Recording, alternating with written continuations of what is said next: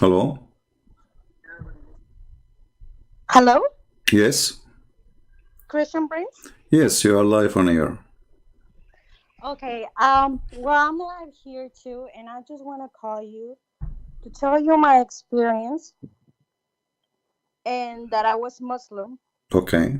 and I want everyone to know what I discovered to Islam. So, first of all, I want to say that I converted to Islam. I come from a very, very broken family. Okay. I was a college student, and I became homeless, right? It happened that in my university there was a big Muslim community. They talk nice to me, they sugarcoat things like usual. And I decided to convert because I said, okay, well, they're really nice. These are the only nice people that I've been around with. And I see that whatever they tell me, I was thinking it makes sense because they were saying, oh, we believe in Jesus Christ. And if we love Jesus, we respect Jesus. And Islam is a religion of peace, Mm-hmm. right? So I took Shahada. I want to admit publicly that I didn't. I took it without me having zero understanding what is Islam. I just went outside and jumped and said, "Okay, I say the Shahada." Mm-hmm. Throughout time, I noticed that when I became Muslim, everyone was very nice to me. Everyone wanted me to pray for them. Everyone was trying to help me. Everyone, and from it was all sugars and rainbows until I started, praying at the mosque. People who come and fix my hands during salat Mm-hmm. and say, "No, you're praying wrong," or what, or watching how every step I make, or the clothes I wear, and it was so uncomfortable at the beginning, right? Later on, um, I decided. Well, one of my friends, she hosts me in her house, but and her mom is Islamic scholar. She's a Islamic scholar, and no scholar. Sorry, it's more like an Islamic school professor. Mm-hmm. So, and that she's from the Middle East, right? But I never, as I say, I never had any experience or contact with any Muslim people.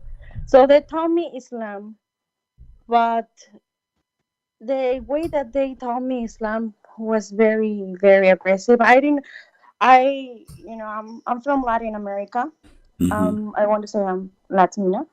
And in my culture, of course, it's very natural to shake hands, to greet by kiss. So eh, they stopped me, and it's like, no, that's wrong. And I felt really bad. So how is that wrong? But they would just point me out things that I was doing wrong without telling me the reason. And I would feel bad because how can I, this is when I started to question things because I said, how can just a simple handshake gesture will arouse any attraction between the opposite gender, right? Mm-hmm. Even for job interview, no, you cannot. I ask. There's a lot of Muslim scholars who come to my university and do Holocaust and teach Islam. And I ask, okay, so how is it wrong to shake hands if you don't have a bad intention? And they told me an answer, like a solid answer. So from there on, What what what things was the started. what was the answer? Oh, they said, oh, it's because we don't mix with the other gender. I say, but why? Is that because Allah knows best, and we know we're not supposed to be with them because we can you don't know each other's heart, so it can arouse attraction. But if you think about it, how can just shaking hands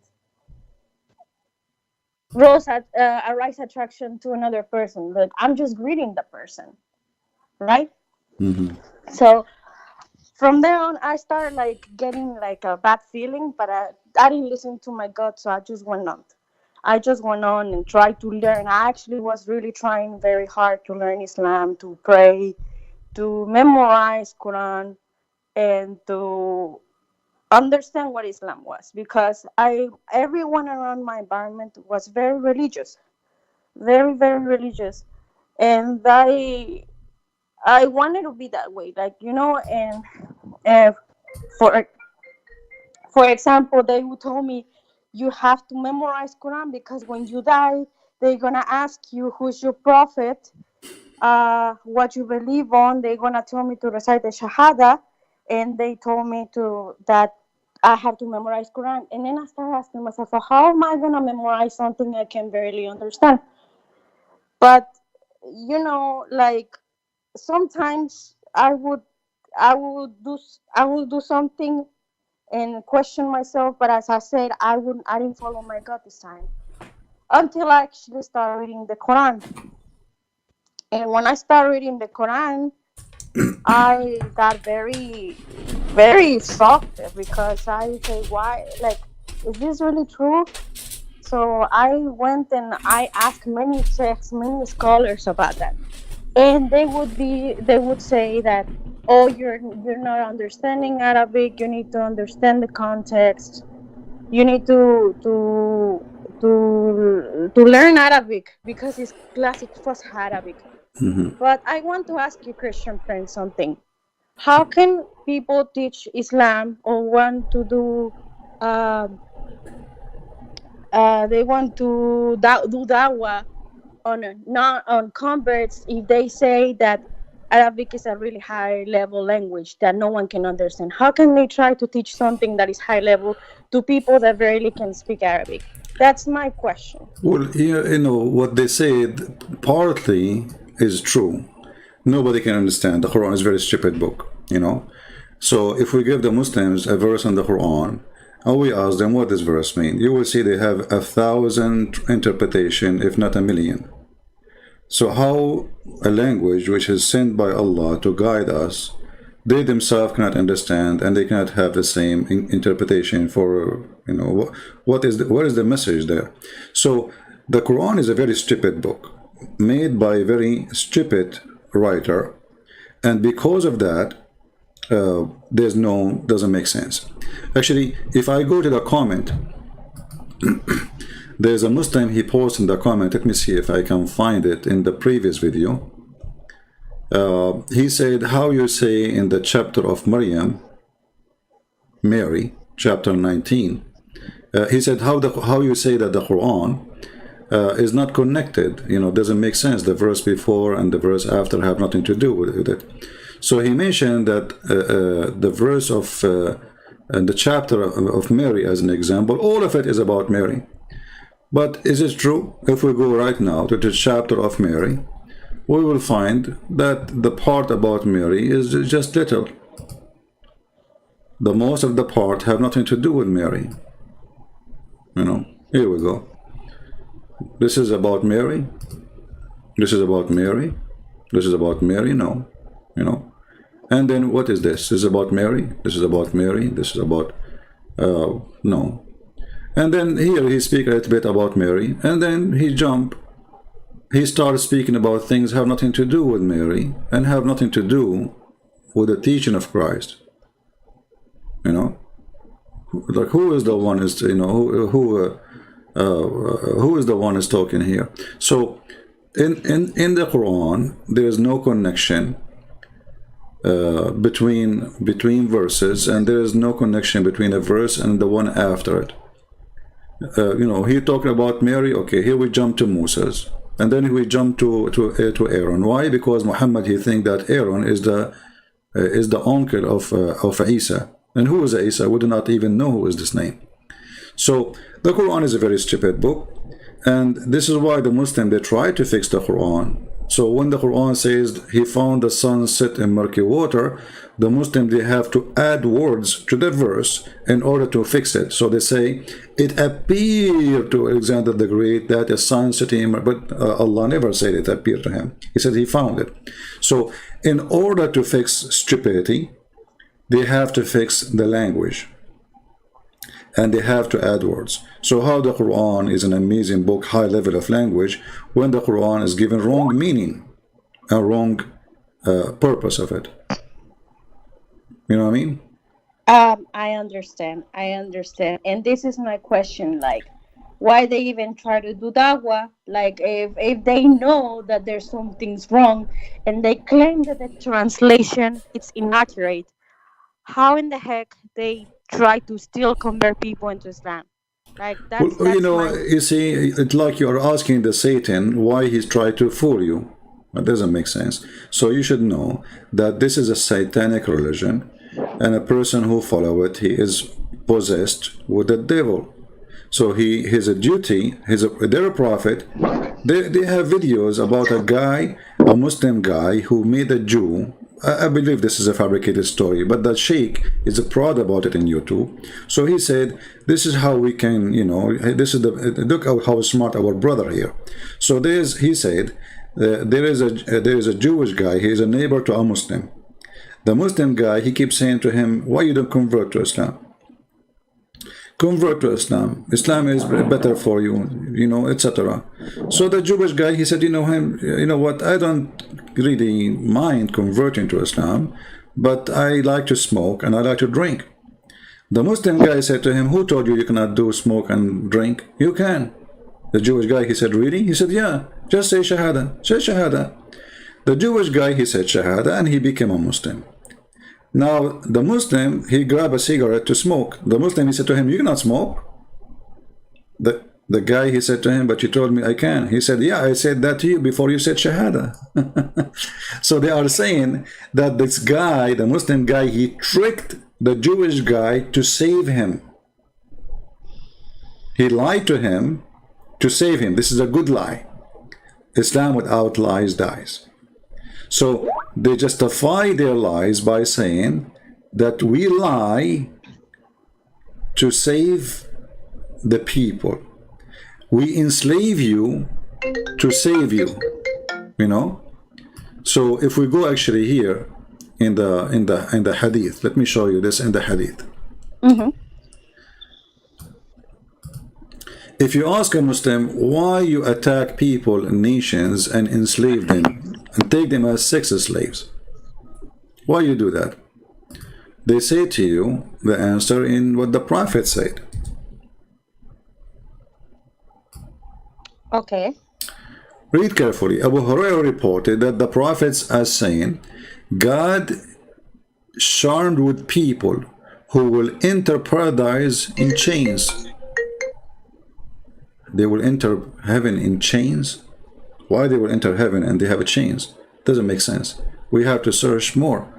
We go down a little bit, we find. Okay. Muhammad, he said to the Muslims, speaking to the Arab, you are the best of people ever raised up for between two brackets for the benefit of mankind. This is Quran chapter 3 verse 110. And then Muhammad explained that verse. You see, if you go on YouTube, all Muslims, they say this is, you see, the Quran says that the best of us is the one who is the best for mankind. This is what it says. But they will not say to you that this is about slaving and raping women of other nations. Read carefully. He said, the best of mankind of those who bring them with the chain around their necks till they embrace Islam. Thereby save them from eternal punishment and hellfire. So Muhammad, he told the Muslims that enslaving others is a duty of charity. Are you? Yeah, this is I'm showing the reference in front of you. We don't say things without proof. Oh my God. Yeah. So okay, this is just make it even worse. Yeah. So those Muslims, because now you don't live in the land of Islam, they are not raping you and they are not taking you as a slave. But if you are, if Al Qaeda control, let's say you are a Mexican, I don't know where you're from, but let us say you are a Mexican and the Muslims took over Mexico and they will practice a true Islam. And they invade your country, they can take you and rape you, and this is the Quran proving that all over. And enslaving you is part of the duty of the Muslim. It's an obligation, it's not even a choice. As you see, Muhammad praising the Muslims and Allah praising the Muslims, saying, you are the best of mankind. Why? Because you enslave others. Because by enslaving them, you force them to convert to Islam. Oh And my by God. the way, even those who convert to Islam, Muhammad, he refused to free them, most of them. As an example, Bilal, he was a slave of Muhammad, and Muhammad did not free him. Muhammad, he died, and still Bilal is a slave. So, So Bilal was never free? according to some Muslims, they claim that he was freed by Abu Bakr later. But the reference says that Bilal, he came to Abu Bakr and he says to him, if you bought me for the sake of Allah, will you free me for the sake of Allah? So obviously Bilal was begging, you know, for his freedom, and Muhammad never freed him. Okay, so how can people believe that this cult then, if it's a duty for enslaving people, how can everyone of Muslims believe this is a call from God? What? I'm sorry, but Well, like this is what happened to you too. You see, don't be offended with what I will say. You know, always I like to be honest. You were with them in the same jar. You are the same. How you believe yeah. in such a garbage? You know. Sorry to say that to you. So No, no. you've I been mean, driven. You see, actually your guilt is bigger than their guilt. Sorry to say so. Why? Because okay, you were homeless, no problem. You were in need, no problem. And life was tough on you, I understand. But to convert to a religion, you do not know what it is. How that can happen. exactly. I was desperate. I was like, basically, I really appreciate them. I don't have anything against them. They're really nice as people. But my concern is these things, like just like something like this that you mentioned. When I saw that Aisha got married with the prophet, and the prophet was really old, like he was 55 or 56, not sure how, and she was a little girl. If I'm not mistaken, there's even a hadith that says that she was still playing with her dolls. Yes. That's disturbing, Yeah. really disturbing to think about that. And then my friends and other scholars, they excuse themselves saying, "Oh, but at that time, the girls are already mature. They ready for marriage. Those are other times. Those are she was already old. She was like her body was developed because she's in the desert. It's really hot environment. Uh-huh. I mean, I'm sorry, but I don't know. Like that's in that point, I said, all right, there's something wrong. You know? You see, first of all, the claim of she is in the desert. Well, now we have girls who live in the desert in Saudi Arabia, and they are 6 years old. They are the same as a girl who live in New York. They are still little girls. So this is a lie, and nothing changed. Actually, now isn't it they say there's a global warming, which means now it's more hot. So girls, they have like, are we talking about eggplant, and the eggplant will grow faster in a warm area?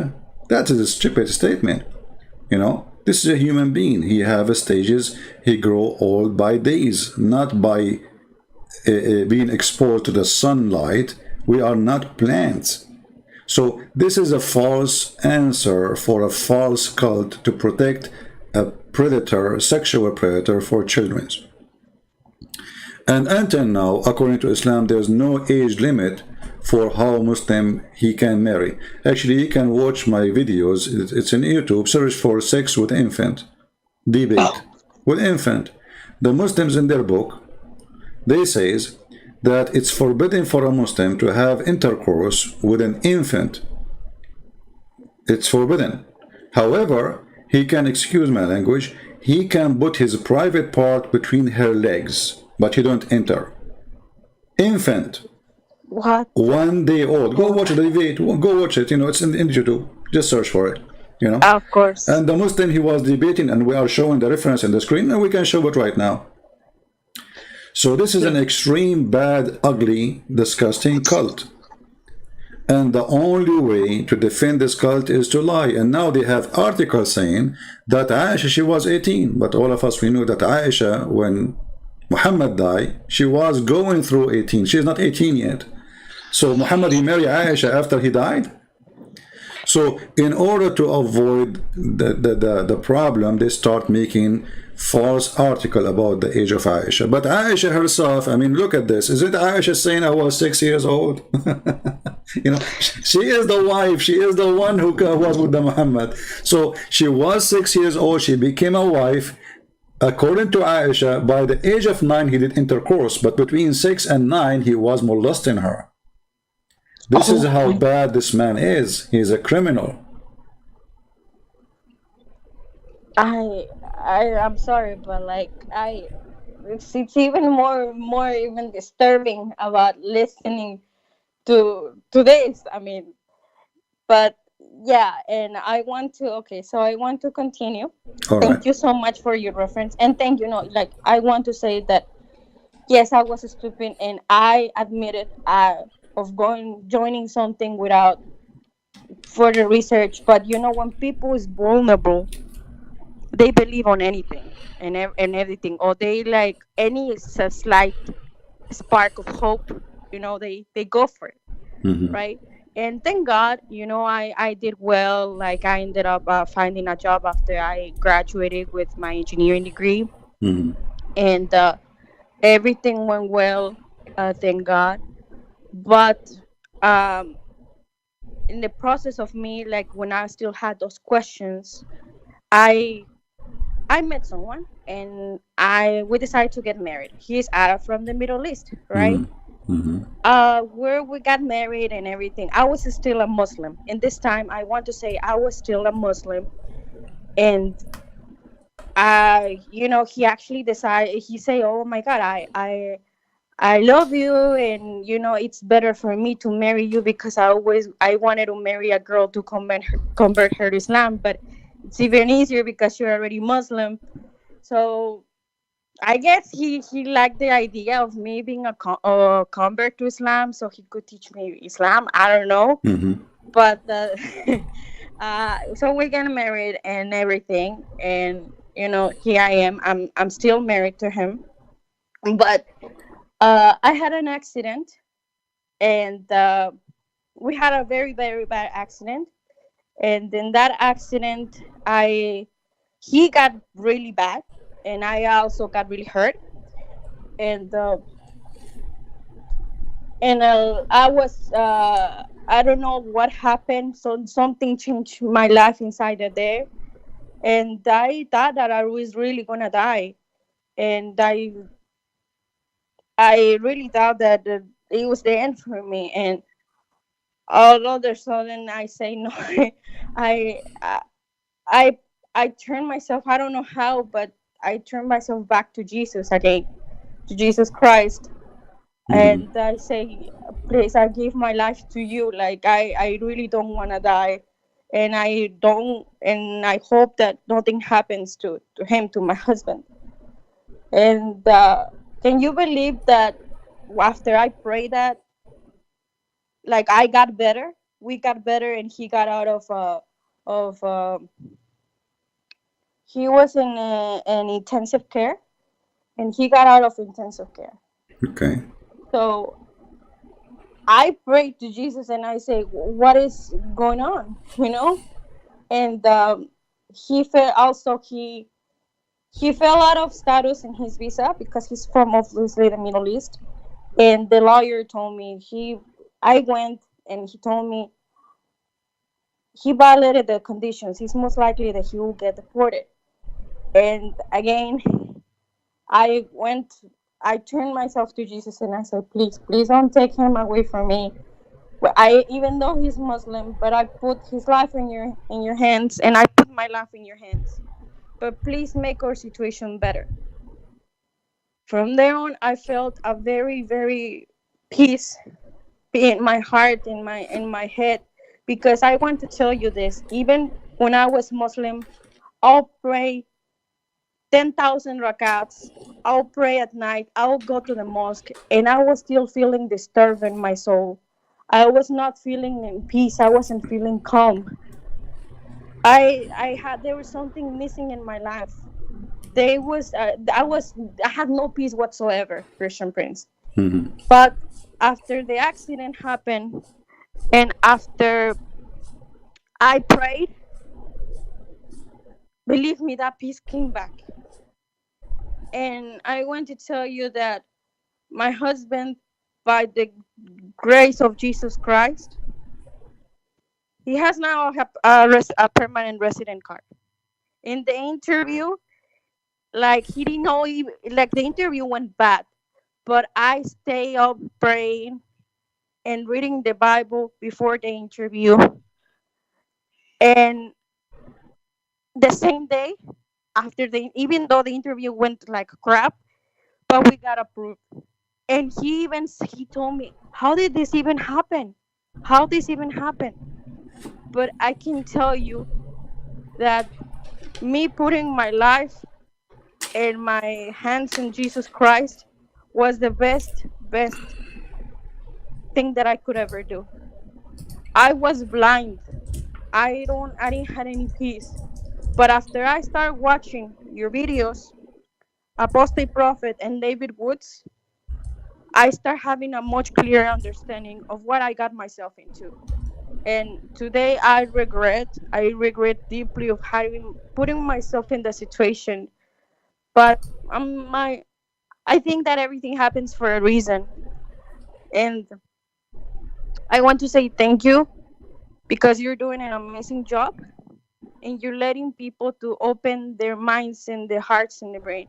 Right now, my duty, and well, I'm trying to do that. I'm trying to educate myself.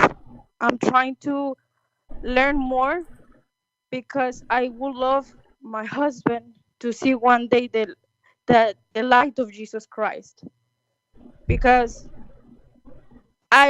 maybe that's too much for me to ask, but it's a hard task because Why you don't ask your husband to call me or to speak to me right now? I already told him. I have already talked to him, and I said, if you think because talk, he tells me that you are a liar, that you're lying in the mouth of Islam, that you and at first I told him okay, because he was saying okay, David Woods and Apostle Prophet, they don't know Arabic. How can they be talking about this stuff? So I Okay. said okay, well, the Arabic, right? But then when I told him about you, he said no, he's lying. He's a liar, and he just he's an enemy of Islam. And I said okay, if you believe that Islam has the absolute truth and it's the right religion, why you don't face them? Why you don't prove him that Islam is the right religion? He said he's not worth my time. So I was like, okay, so you're scared of him. Okay. Like, why not the Stop. same if you Stop, please. Hold on. Hey guys, did you hear what she said? There's a guy in the chat. He is saying that Fifi he got me busted and he mentioned Imam Murrah, whatever.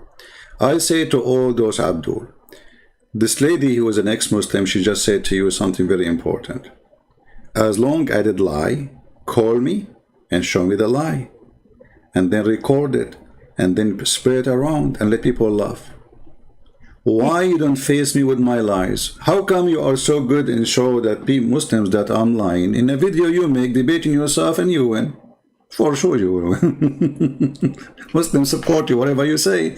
So why they don't dare to call me and prove me that I am a liar? I'm here. I just said who wanna call me, and this lady she called me. I do not know her. Any Muslim can call me. So you have Muslim make tons of videos about me lying. Choose any of them and call me right now, and either we laugh at you and at them, or people will laugh at me. Like we have this guy, his name is Arman Views. Arman, how are you, Arman? Call me right now and let us talk about Imam Murrah, and people will die laughing at you. Do you dare? You don't dare. You're a potato, son of Muta. Muta boy. So they are street boys. They don't dare to face. This is what we are saying. You see, look at the title. Why Muslims avoid debating Arab Christian?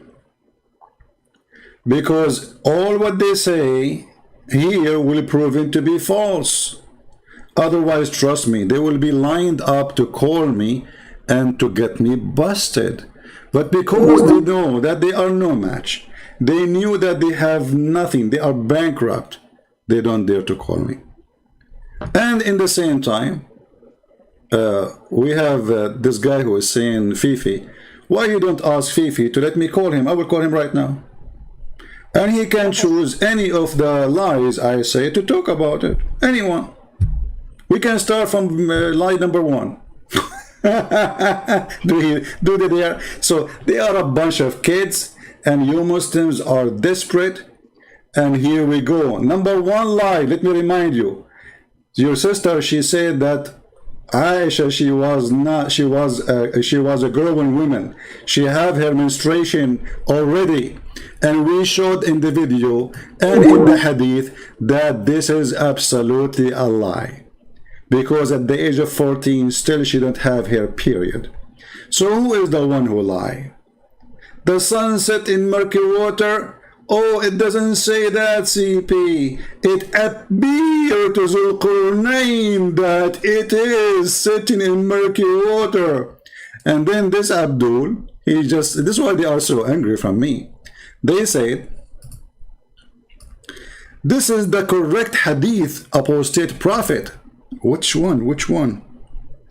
This one. Let me show it to you.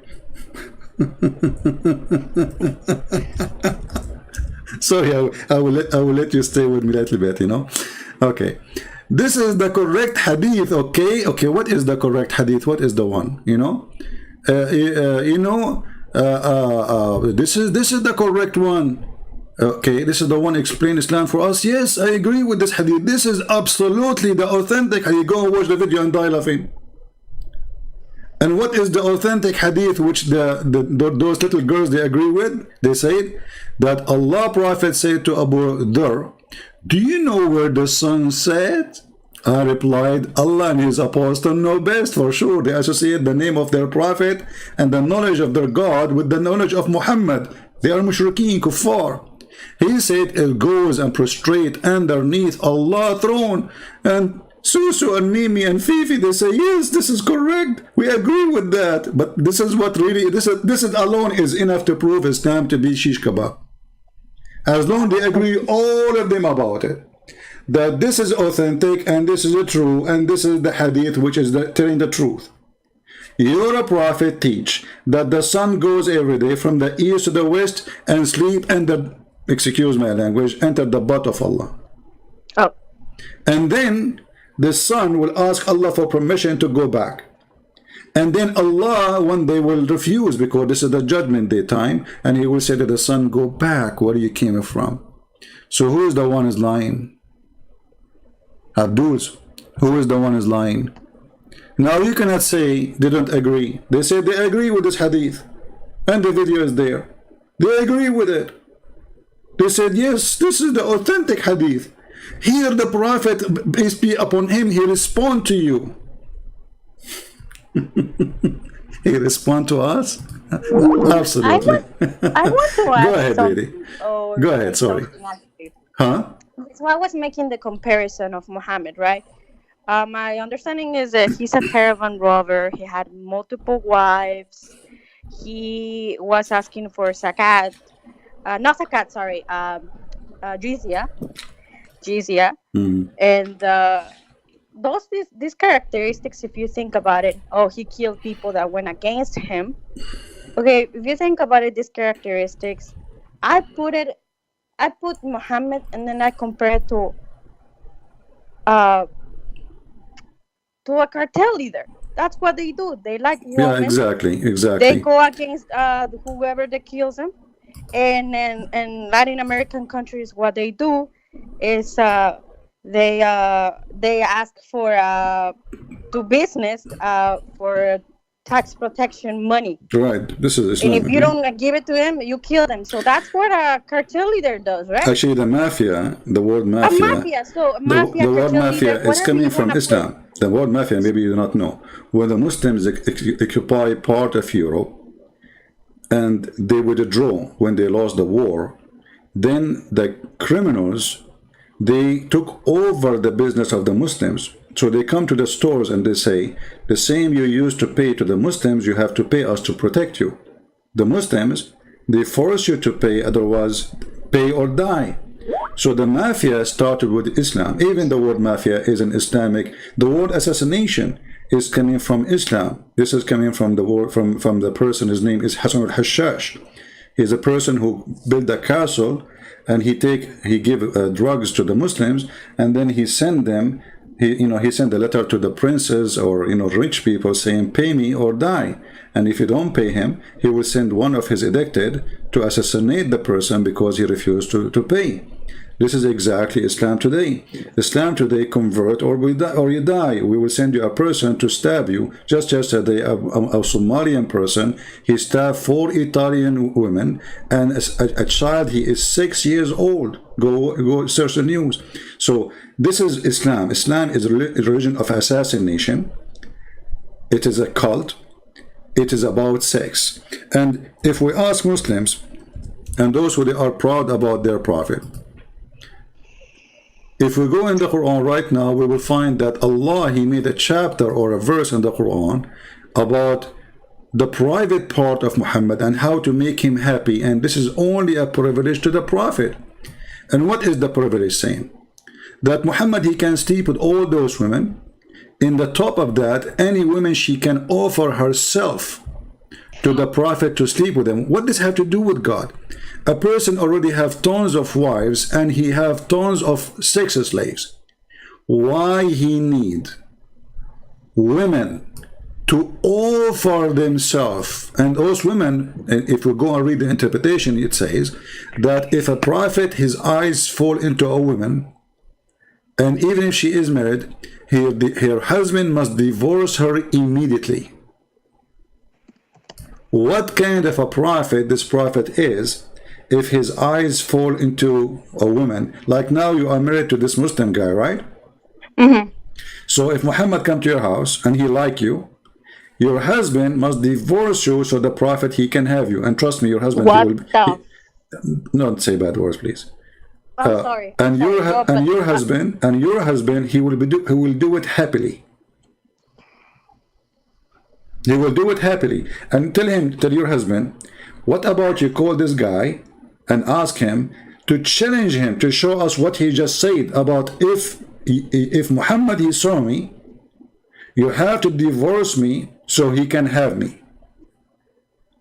Tell him why you don't dare. Just ask him, show us on the screen. Don't debate the guy.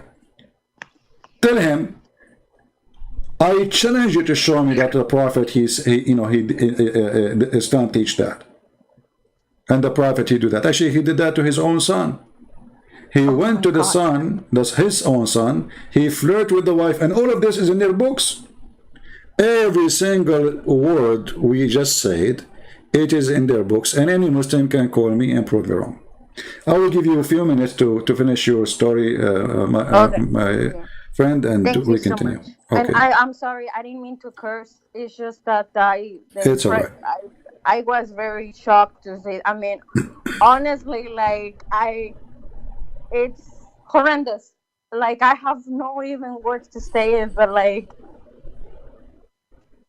how can like that how can that even be called a religion? Like, how can I'm sorry, but like, any Muslim is willing to give their wives to the husband just because he says so? Please tell me, where is the spirituality, the God part in there? That's not. Oh my God! I'm sorry, Christian. Please, I'm you know what? I will do something. I will send you a link in Arabic, and I want you to tell him. Can you read it for me? Please send that to me, please.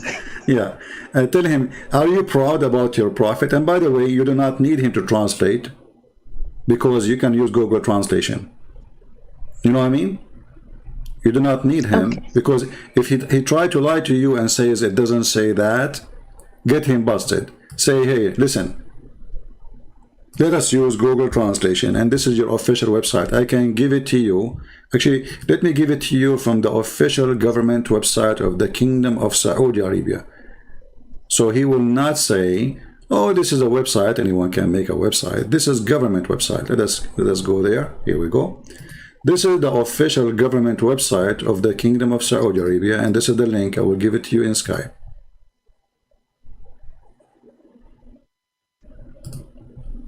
Thank you. Let me go to the chat. After you finish, you will see it in the chat there. Okay, here we go.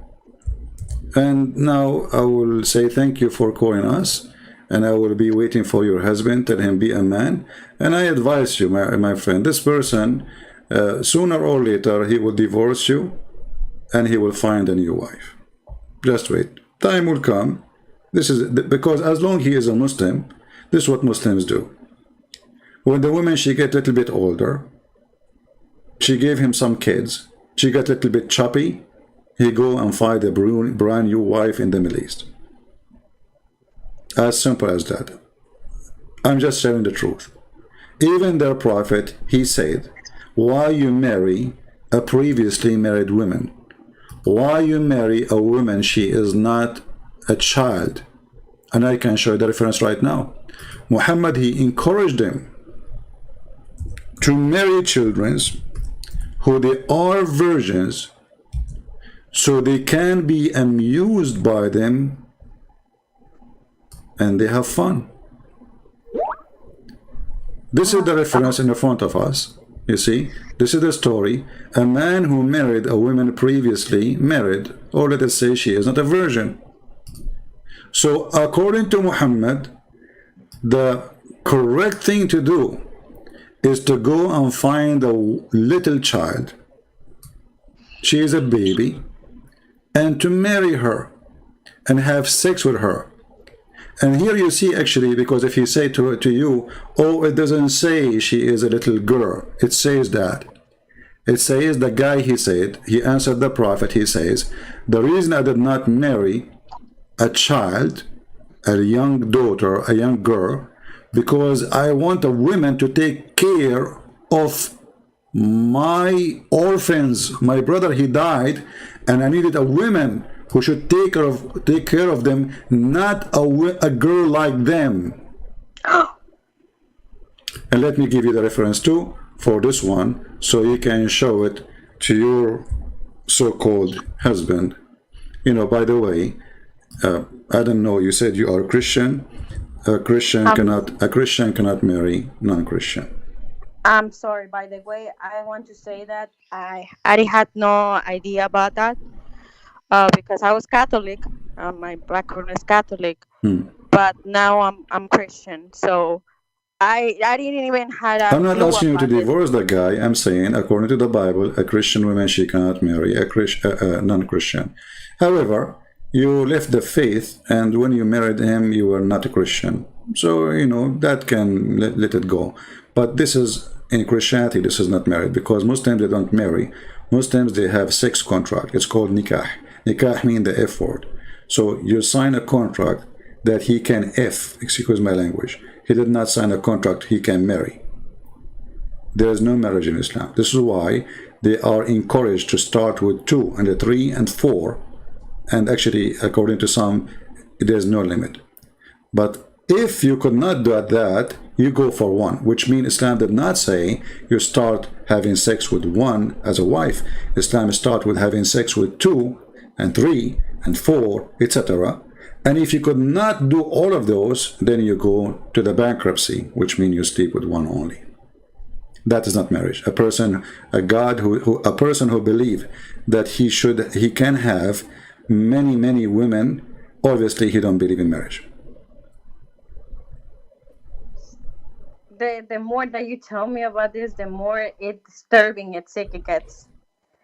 Well, I'm here to share the truth with you. You know, I don't want you to disturb your life as a person married to this person. Maybe you know, but you see, from what you said to me, he sounds like he is not decent with you, because if he is saying Christian Prince is lying, tell him, can you show me the lie? I will call him, record him. He don't call me. Record him. Record him. Say, hey, Christian Prince, you lie about this. You call me. You play his voice. We open it and we see who's lying. Okay. You know? And let us see who's lying. All right. Thank you for calling me, and God bless you, and we'll pray for you. Before you end the call, please keep doing what you're doing. You're awesome, and we need more people like you in this world. Thank Thank you you. so much. Thank you. Take care. God Have bless. a wonderful day. Bye Bye. bye.